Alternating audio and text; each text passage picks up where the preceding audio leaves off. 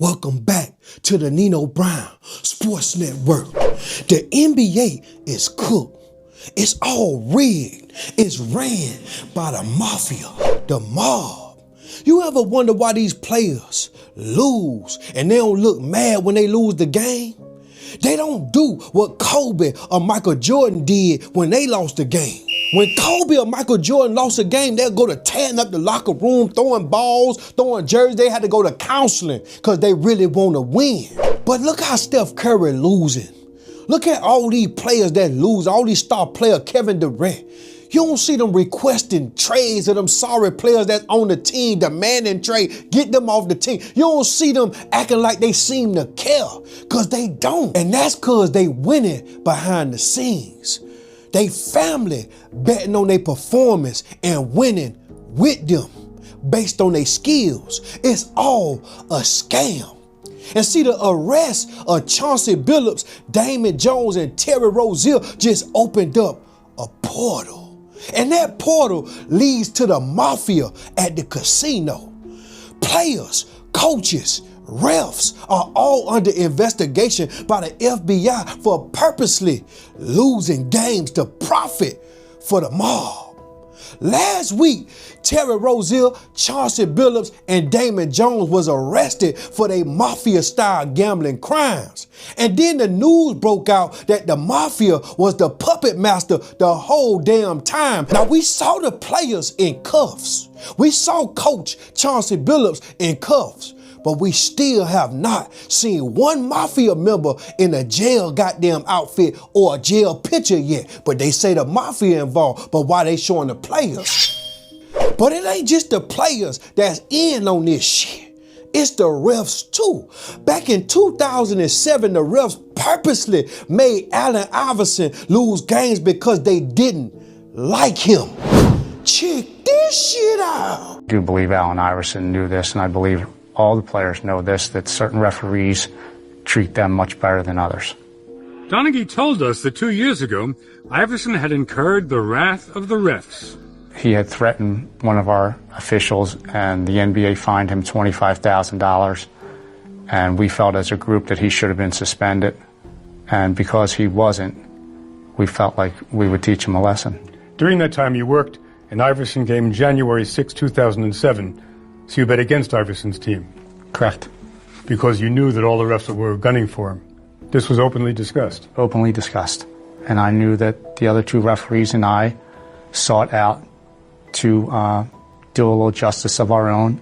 The refs quickly called curious fouls on Iverson, including rarely called fouls for palming. And Iverson still upset about that palming call. They threw his game off, and his team lost. According to the game's announcers, even late in the game, you kept hurting Iverson's team by letting defenders bludgeon him without calling any fouls. Watch. Tim Donaghy will not call a foul when Iverson goes to basket. About three in a row where he got to the basket, got fouled, we thought, no call. What are we looking at? We're looking at a foul that was let go. Obviously, in the pregame meetings, we came to the conclusion that we were not going to give Allen Iverson any marginal plays to the basket. And that absolutely should have been called a foul that I and the other referees passed on. Did anyone in the NBA know about it? There was a group supervisor at the game that came in at halftime who was laughing and stated that he felt that Iverson had gotten the message. So the supervisor approved of your punishing Iverson? Yes. The NBA would not let that supervisor or any of its refs talk to us. In that game, Donaghy did make calls that helped him win his bet, but he insists that wasn't the point. He says all he wanted to do was punish Iverson. But yes, he did win his bet. Special Agent Philip Scala, who retired from the FBI last year, told us Donaghy would bet on a game when he knew who the refs were and that they felt strongly about certain players. Well, that's just one referee telling on himself. Here's another recent scenario with James Harden, the Beard, rigging games to mess up parlays. The other night, James Harden had a 20.5 over and under point spread against the Warriors. And he scored 20 points in just the first half. But in the entire second half, he didn't score another point. And he only had 1 assist and I believe 4 to 5 rebounds. And the casino made billions off this because everybody lost to the hook, the 0.5. He didn't go over, and everybody bet that James Harden, the league's leading scorer at one point in time, used to get 20 points in his sleep. He couldn't go over 20 just the other night against Steph Curry and them goddamn Warriors. They ain't got no damn defense. How the hell it happened? This entire sports industry is cooked. Because it's not about competition or winning a championship anymore. It's about the over, the under, the cover, and the stats for the money. Remember the NBA legend Rasheed Wallace, the ex-NBA legend that played for the Bad Boys, the Detroit Pistons? He said he peeped that the league was a scam, and he found out that the refs was hired by the Mafia. Check this shit out. But with the referees, that's why I was just saying, as I got older, I didn't have to do all the cussing or come with attitudes. No, I'm just hitting them with logic now. Like, oh, so y'all got that email last night, huh? Oh, then they flare all up. What are you talking about? Oh yeah, I know about y'all email shits. No, let's not forget that. I know about that. But man, look, it's been an ongoing you're war. Referring to emails from the league with, this is what we discussed in Whistleblower, but emails from the league that are telling the referees to officiate the game in a certain way and against certain players. Yeah. And so you were cognizant of that at the time. Oh yeah, I was very, because to me, I saw it. And he'll tell you what I always used to say, y'all making it too obvious. I thought he was crazy. Y'all making it too obvious, too blatant. Y'all making it too obvious. Yeah. I said, y'all want the fans to be able to watch the games, but y'all sitting up here calling a lot of these bullshit calls is doing what? Slowing down the game.